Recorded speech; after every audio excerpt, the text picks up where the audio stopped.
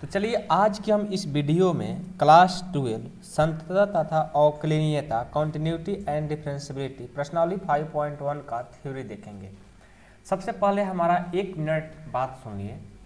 जो हमारा क्लास 12 का प्रश्नावली 5.1 है उसमें बहुत सारे हमारे 90% स्टूडेंट को क्या होता है कि वो समझ में नहीं आता है, उन लोग को बहुत बोरिंग लगता है। लेकिन हम कहते हैं यदि ये वीडियो देख लेते हैं ना तो आपका प्रश्नावली 5.1 इतना फेवरेट बन जाएगा कि इससे आपको कोई आसान कोई चैप्टर ही नहीं लगेगा। मैं इतना अच्छे से एक्सप्लेन कर दूंगा ना, इतना अच्छे से आपको थ्योरी पढ़ा दूंगा कि आप लोग प्रश्नावली 5.1 बहुत अच्छे से पढ़ लेंगे। और हाँ, यदि आप पढ़ लेते हैं और किसी को आप बताते हो ना, आपको हमेशा आप अपने आप से आपको अच्छा मानेगा, कहे कि हाँ भाई आपने पढ़ा हो कुछ अच्छे तरीका से, कुछ हमें भी बताओ। तो आपको क्या करना है, पढ़ने के बाद उसको भी बताना है। तो इतना अच्छे तरीका से बताऊंगा, इतना अच्छे तरीका से, इतना सरल तरीका से, डिफिनेशन सहित सारे चीज। यदि आप क्लास 11 में नहीं भी पढ़े हैं, लिमिट देखो 5.1 में लिमिट है, तो लिमिट यदि आप नहीं भी पढ़े हैं, सारा चीज हम पढ़ाएंगे।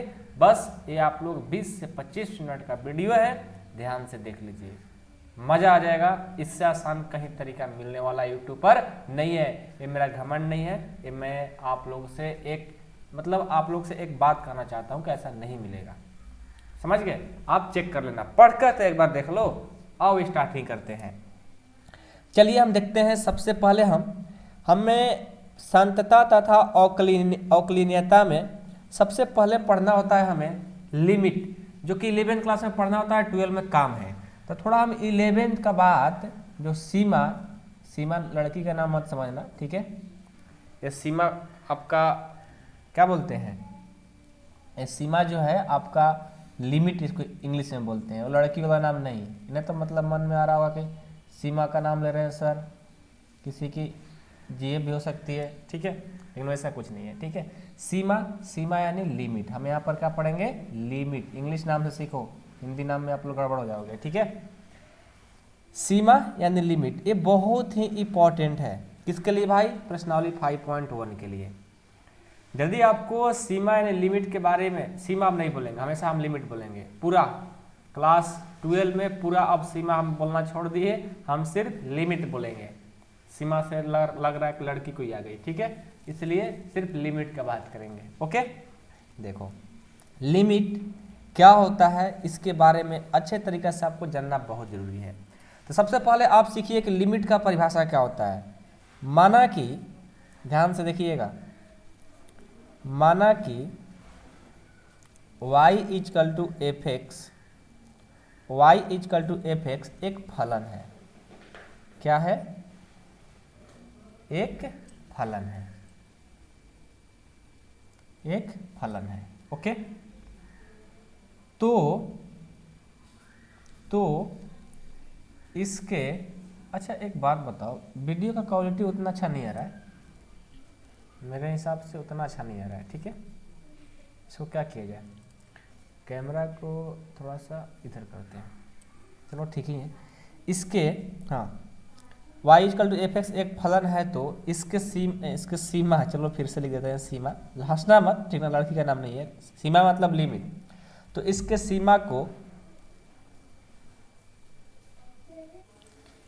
सीमा को एल टी, क्या बोले, एल टी, या ऐसे बोल सकते हो, इसका इंग्लिश नाम ही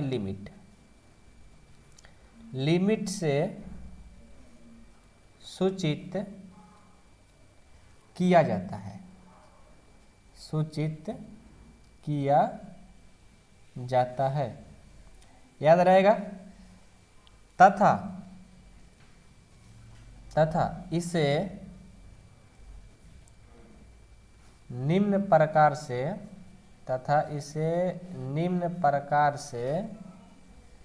परिभाषित किया जाता है, निम्न प्रकार से परिभाषित किया जाता है। देखो पहले समझो, सीमा यानी लिमिट का जो परिभाषा होता है, माना कि y इक्वल टू कोई एफ एक्स फलन होता है, तो इसके सीमा को एल टी, सीमा को यानी लिमिट को एल टी या लिमिट से सूचित किया जाता है तथा इसे निम्न प्रकार से परिभाषित किया जाता है। निम्न का मतलब क्या होता है, अभी नीचे आपको बताएंगे किस तरह से इसको परिभाषित किया जाएगा। ठीक है, देखो लिमिट, LT कहने का मतलब क्या, लिमिट, याद रखिएगा शॉर्ट में, limit x tends to a f(x) equal to fa। अब ये बात आप लोग को समझ में नहीं आई होगी, ठीक है, पहले समझो। जैसे हमने limit x tends to a बोला, आप कहेंगे सर हमें तो बोलने ही नहीं आ रहा है, तो हम भी जब पहली बार सुने थे ना, हमको भी नहीं बोलने आ रहा था, ठीक है। तो हम क्या कराते हैं, हमको नहीं बोलने आ रहा था तो आप लोग को बोलने एक ही बार में आ जाएगा, कैसे, हम उपाय बताते हैं। देखो हमने इसको क्या पढ़ा, x टेंस टू a, क्या पढ़ा, इसको हमने क्या पढ़ा, x टेंस टू a, तो हम ऐसे ही देते हैं, एक जगह पर थोड़ा सा पढ़ते हैं, क्या x तीर के साइन और a को क्या पढ़ते हैं, और पढ़ना सीख जाओगे जो लिख देंगे x टेंस टू a। अब तो पढ़ने आएगा ना, इससे हम क्या पढ़ते हैं, x टेंस टू a, क्या पढ़ेंगे, x टेंस टू a पढ़ेंगे। तो देखिए पढ़िए, limit x tends to a f(x) equal to fa को परिभाषित किससे करते हैं, लिमिट को परिभाषित करते हैं। तो आप कहेंगे कि सर ये परिभाषित करने का तरीका यही होता है, हाँ यही होता है, लिमिट को इसी तरह से परिभाषित किया जाता है, ये याद रखिएगा।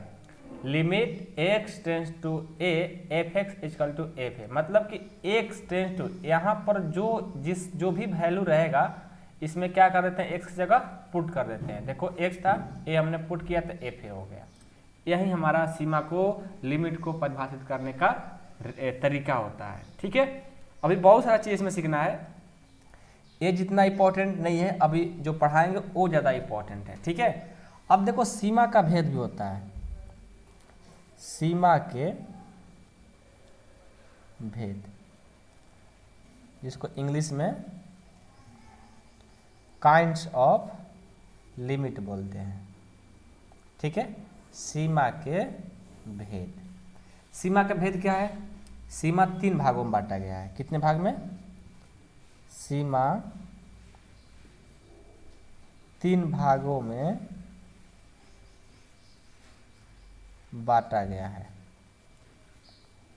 बांटा गया है। कौन कौन, तो देखिए ध्यान से देखिएगा।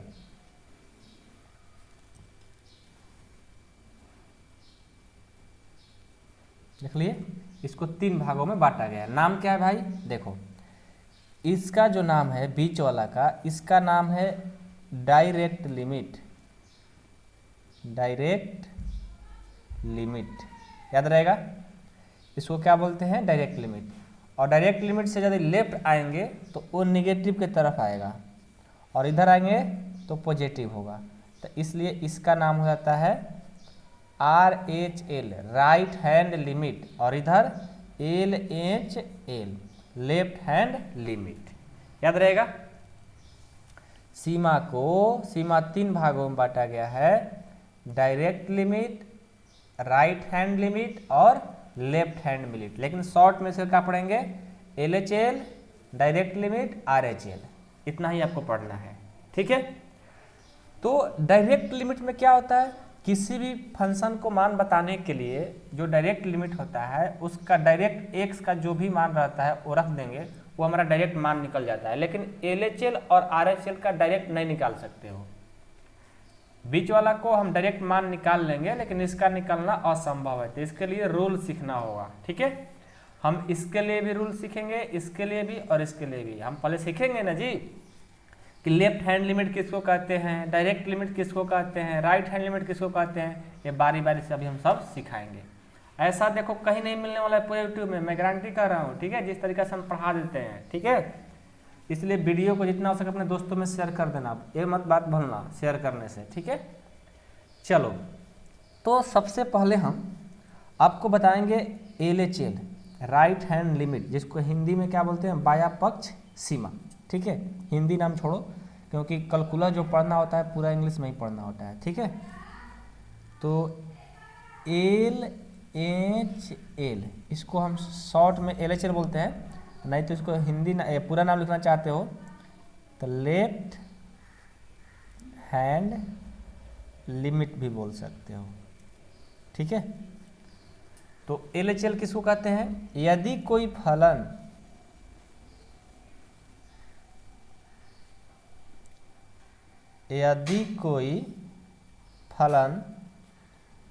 की प्रवृत्ति, यदि कोई फलन की प्रवृत्ति मतलब उसका आकार, ठीक है, यदि कोई फलन की प्रवृत्ति y equal to f x बायां पक्ष में हो तो, बायां पक्ष में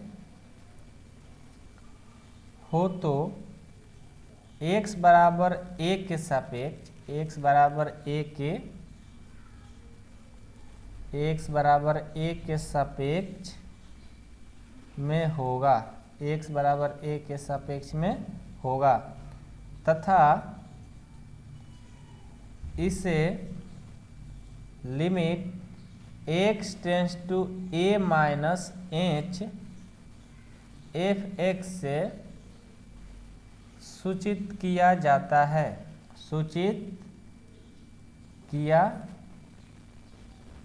जाता है, तथा इसे हल करने के लिए, तथा इसे हल करने के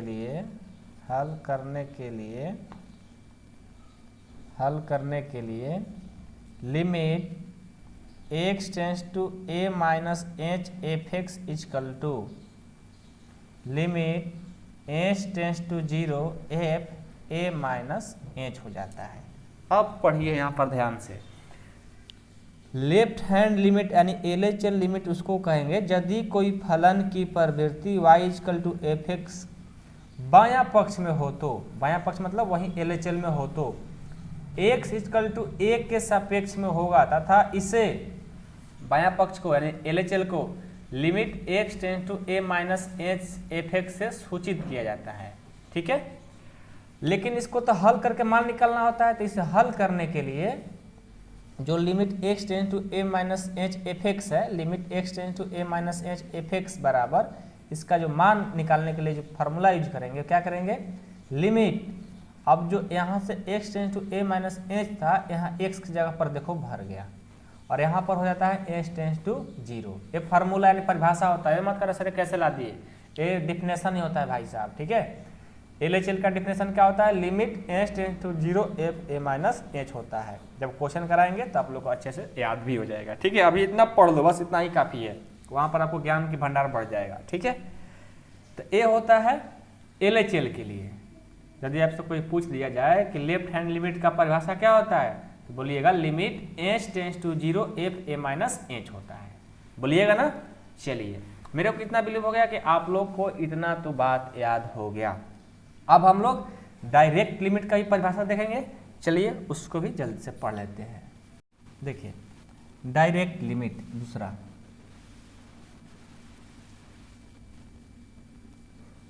डायरेक्ट लिमिट। अब इसका परिभाषा क्या होता है, देखिए डायरेक्ट लिमिट का परिभाषा होता है यदि कोई फलन, मेरे साथ लिखते चलिए आप लोग की परिभाषा, यदि कोई फलन की प्रवृत्ति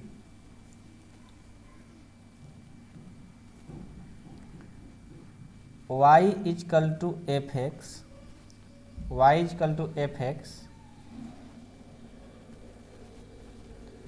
डायरेक्ट पक्ष में हो तो, डायरेक्ट पक्ष में हो तो x बराबर 1 के सापेक्ष, x बराबर 1 के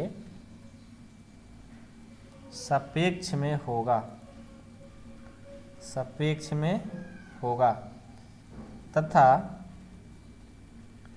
इसे limit x tends to a f x से सूचित किया जाता है, से सूचित किया जाता है, सूचित किया जाता है।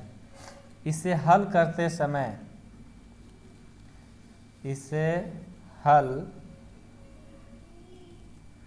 करते समय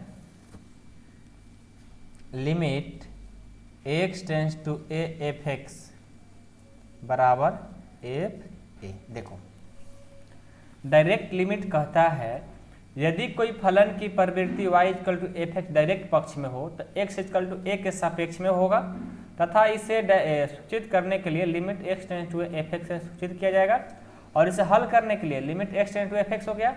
डायरेक्ट x का जो वैल्यू यहाँ पर a दिया है यहाँ भर देंगे वहीं हमारा डायरेक्ट मान निकल जाता है। ये बहुत ईजी होता है। मेन जो है LHL और RHL ही होता है, ठीक है, ये बहुत ईजी होता है। तो ये भी समझ गए, डायरेक्ट मान रख देंगे तो निकल जाएगा। अभी हम जब एक्सरसाइज बनवाएंगे तो अच्छे से आप लोग को आ जाएगा, टेंशन लेने की कोई जरूरत नहीं है। पहले थ्योरी पढ़ लो, थ्योरी पढ़ लोगे ना और जब एक्सरसाइज करोगे तो मजा आ जाएगा यार, समझ गए। तीसरा देखो, तीसरा है मेरे पास 2 रेड पेन है, समझ गए। ए रेड पेन जो है ना इसका लिंक खत्म हो गया, इंक इसको हम खत्म वहाँ फेंक देते हैं क्योंकि उसका बार बार हम उसको यूज करना पड़ रहा है और वही पेन बार बार लेकर आ जा रहा है, ठीक है। तो देखो RHL राइट हैंड लिमिट। अभी मत समझना सर यहाँ पर बीच में आप बड़ा अक्षर दे रहे हो, थोड़ा अच्छा लिखने के लिए लिख दिए, ठीक है। राइट हैंड लिमिट यानी RHL, ओके।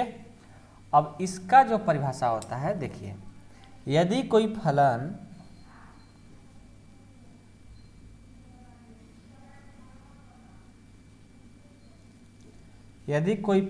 की प्रवृत्ति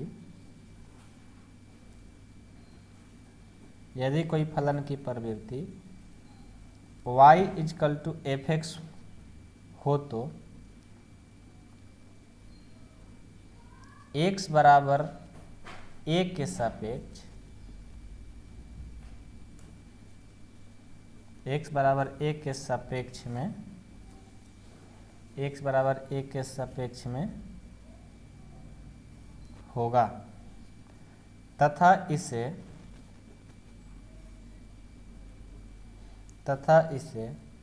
limit x tends to a plus h f x से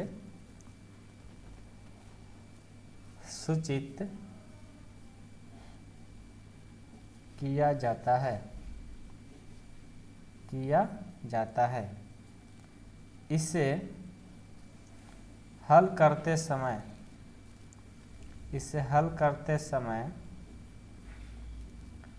limit x tends to a plus H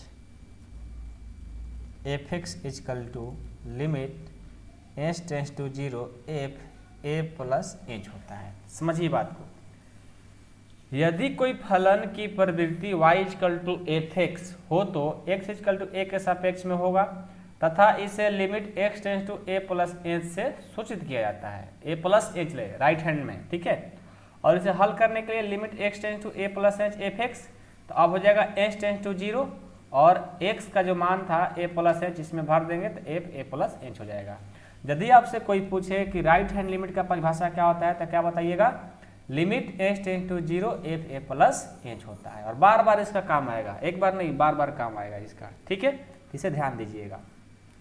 अब ये तो बात हो गया, हम लोग सीखने क्या चले थे इस एक्सरसाइज में, मेन चीज जो था लिमिट के बाद वो है संतता, क्योंकि हर एक क्वेश्चन में संतता की जांच, संतता है कि नहीं है ये बताना होता है। तो मेन है संतता, जिसको इंग्लिश में बोलते हैं कॉन्टिन्यूटी। क्या बोलते हैं? कॉन्टिन्यूटी, संतता की जांच, ये बहुत ही इंपॉर्टेंट है। तो देखिए संतता का पहले परिभाषा बता देंगे, आप लोग को सारा चीज आ जाएगा। तो देखो संतता का परिभाषा होता है कि यदि किसी दिए गए फलन के लिए यदि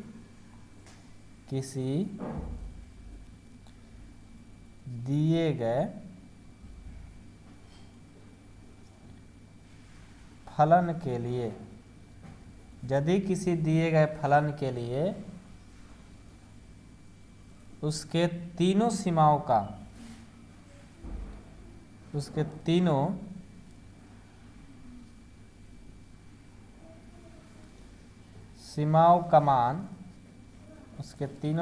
का मान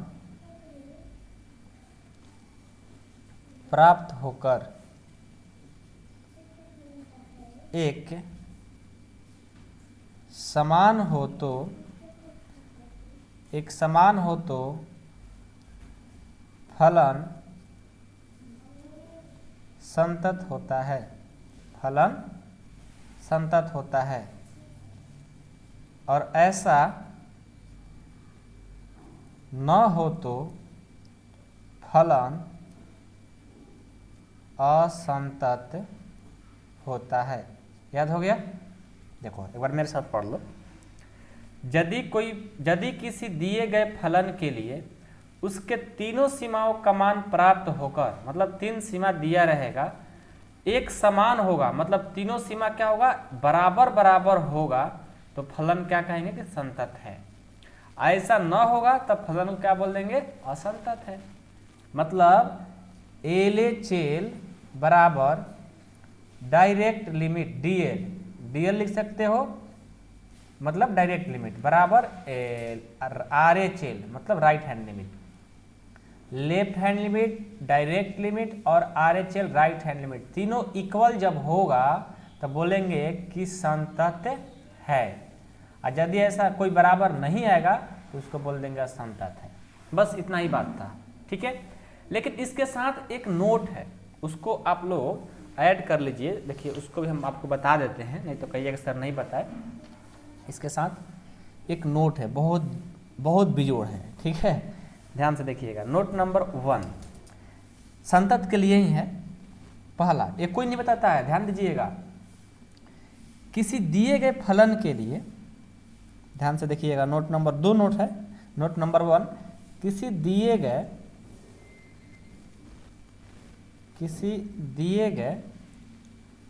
फलन के संतत की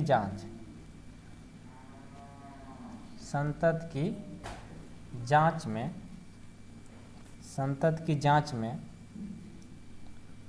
यदि दो ही सीमाओं का मान दिया हो जिसमें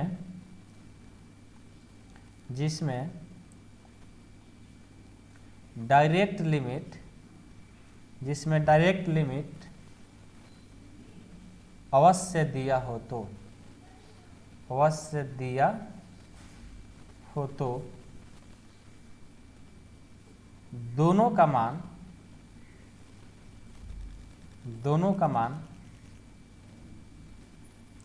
समान होने पर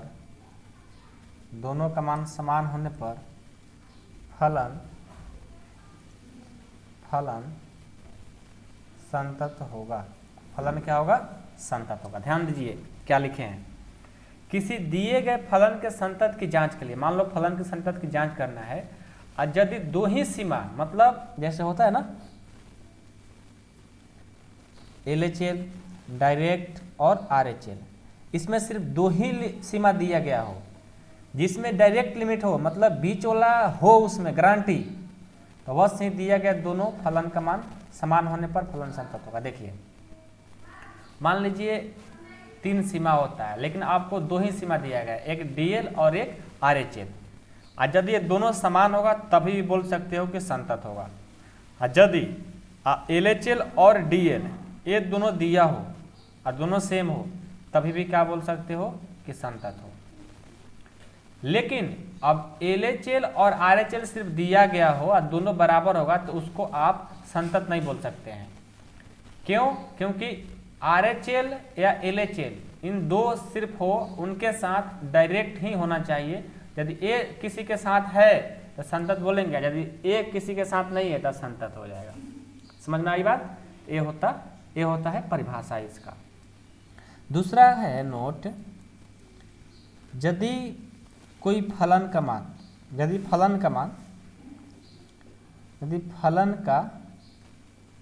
मान एक ही दिया गया हो